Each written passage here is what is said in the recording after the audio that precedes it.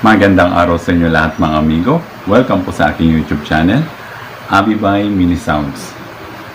Una sa lahat mga amigo, gusto ko kayong batiin lahat na Merry Christmas and a Happy New Year. For today's video mga amigo, ang pag-uusapan natin ang aking bagong speaker. Joson Stage 15, 1,000 to 1,200 watts. Big shoutout po sa napakabait na boss Francis. Maraming salamat po sa t-shirt at sa pag-accommodate po sa akin kahit alam kong masyado kayong busy. At sa idol ko, Battle Paupa Sound System, salute sa'yo idol. Mga amigo, gusto kong i-share sa inyo to dahil sobrang satisfied ako sa quality, sa performance, at sa category ng 1,000 watts. Sobrang mura niya mga amigo, budget friendly. So kaya ako na sabi to mga amigo dahil nasubukan ko na. Sobrang lakas niya mga amigo. Yanig pati bahay ng kapitbahay. Actually ako na lang nahiya. Paskong Pasko, nagsarado sila ng pinto. Around 10 o'clock ng gabi, ininaan ko na dahil ang lakas mga amigo, yanig. Tiwala lang mga amigo, gaya ng pagtiwala ko. Hindi kayo bibigoyin ng Joson Stage 15 mga amigo. Ang lakas niya. So mga amigo, i-review natin tong speaker and sound test din natin. So stay tuned lang mga amigo. So ito na mga amigo, review muna natin tong speaker, no? Sa itsura pa lang mga amigo, kung makita nyo, nakakaakit na, good product, no? At sa quality niya, ayan mga amigo, naka die-cast frame siya, solid. Sa terminal naman niya mga amigo, ayan, naka push button siya mga amigo, very convenient, plug and play, no? At sa pagdating sa kanyang magnet mga amigo, ito yung pinang-highlights dito. Ayan, papansin nyo, bola ng basketball mga amigo, nadadakot ko, pero ito medyo alanganin, no? Check natin yung sukat. Ito yung metro natin. So kaya mga amigo, medyo malaki. 8.5 inches mga amigo. Single magnet siya. Yung kapal na magnet niya is nasa 1 inches. So abangan yung mga amigo, hindi ko alam kung kailan, pero may lalabas silang double magnet nito. So yun, siguro pang pwede na pang battle yun mga amigo. Kaya tiwala lang, subukan nyo rin mga amigo gaya ng ginawa nyo sa mga ibang brand. And ito yung gusto ko sa itsura niya mga amigo, yung design niya. Ang ganda no? Ayan, kita nyo. Although familiar siya sa mga ibang familiar din naman siya sa ibang speaker, pero nagustuhan ko yung design niya. Ang ganda. Okay na okay mga amigo. So ito lang ang napansin ko dito na medyo iba, no? Yung butas niya. Ayan, maipapasok mo yung daliri mo, makakapa mo foam sa loob. So okay na rin to. Masasala niya yung alikabok, no? Pero mas maganda sana to kung naka-mesh, no? At least hindi makakapasok ng kung anong bagay sa loob, no? Para ma-secure sana. So kasi medyo alam naman natin na medyo sensitive ang voice call nito. So yan mga amigo, ibabaliktad ko, no? Para makita naman natin yung itsura niya sa harap. So ito naman yung harap niya mga amigo. Ang ganda, no? Mapapawa at sana all na lang tayo. So yung voice call niya, kaya maganda siya pang mid, maganda rin siya pang mid at bass kasi yan, malaki yung voice call niya mga amigo, around 4 or 4 and a half inch. So ito yung maganda dito, kaya loud and clear. Then sa cone niya mga amigo, ang kapal. Hindi siya basta-basta mabubutas. Ayan. Parang plastic o karton. Pero kung karton to, medyo magandang klase mga amigo. Makapal, matigas.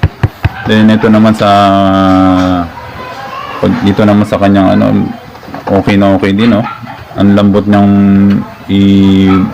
malambot siya mag-bounce, yung rubber bounce niya mga amigo, no? Ayan, no? Konting ano mga amigo, gumagalaw siya kaagad. So ang ganda. Tapos yung ano niya ng mga tornilyo, ayan mga amigo. So may space talaga, no? So kahit sa ibang speaker naman siguro ganito din. Pero okay na okay. So para sa akin, so hindi ako nagkamali sa pagpili nito mga amigo. Gaya ng sabi ko, kailangan natin magtiwala mga amigo, no?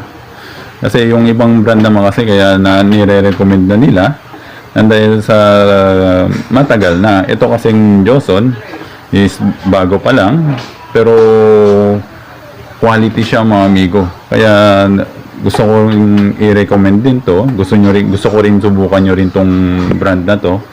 Okay na okay siya mga amigo. Hindi kayo magsisisi at hindi kayo bibigoin. Malakas. Lalo pa yung stage 18 nito. Mas grabe na siguro. Stage 12 pa nga lang. Kung napapanood nyo kay Idol Pops, Battle Power Sound System, malakas na yung kanya, no? Sa stage 12. Ito, stage 15, mas grabe mga amigo. Ang lakas niya. Kung yung nasa kusina ako at that time na nagpapatugtog ako, grabe yung yanig ng kusina ko. So yun lang mga amigo, na i-share ko at sineshare ko sa inyo, no? Yung unang experience ko dito sa speaker na to. Malakas mga amigo. So yung isa nito mga amigo nasa box, hindi ko na tinanggal, no? Kasi mabigat. Oo nga pala mga amigo, nakalimutan ko yung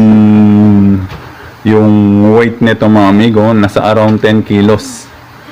Actually mga amigo, pag nakasalpak na siya sa RCF box ko mga amigo, hindi ko na halos mabuhat. Ang bigat niya. Yung box plus itong speaker, mabigat siya, nahihirapan ako. So minsan pag nagpapatulong ako sa asawa ko. So yan mga amigo, stay tuned mga amigo, ite-testing na natin to para ma-satisfied din kayo.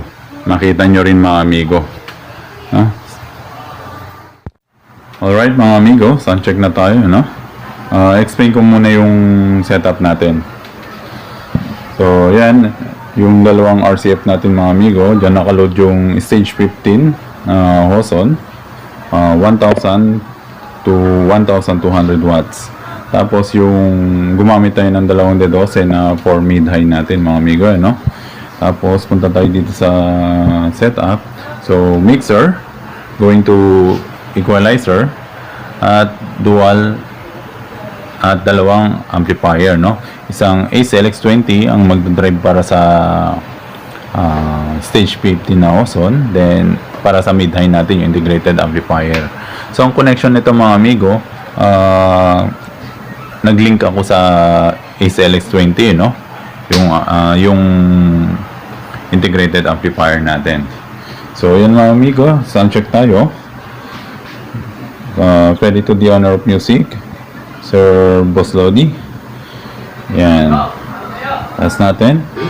Should be played at high volume. Residential area. So nagkamali siguro ako ng setup mga amigo, no? Sa indoor ko sinetup para bili kami dito. Pero anyway, sige, tuloy natin mga amigo. Taas natin yung volume.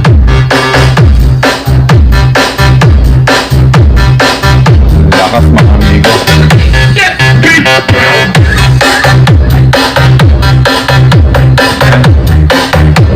Sabi ko mga amigo,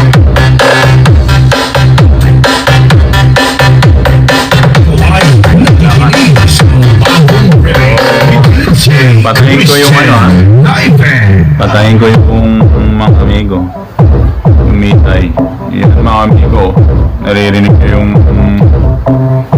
second floor ko.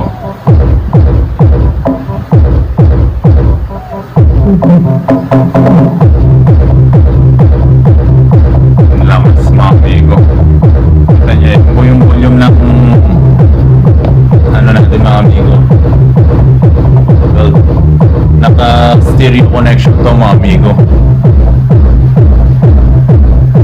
Yan.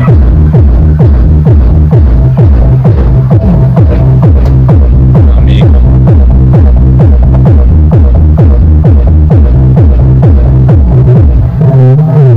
Lakas, balik natin yung midnight mga amigo.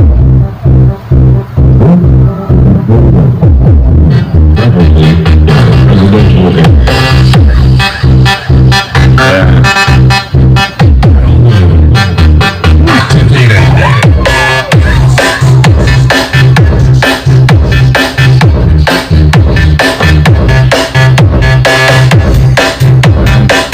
Oh, indoor ako nag-set up mga amigo.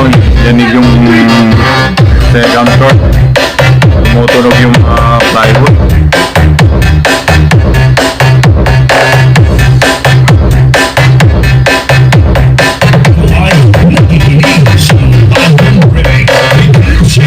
Christian Nightmare.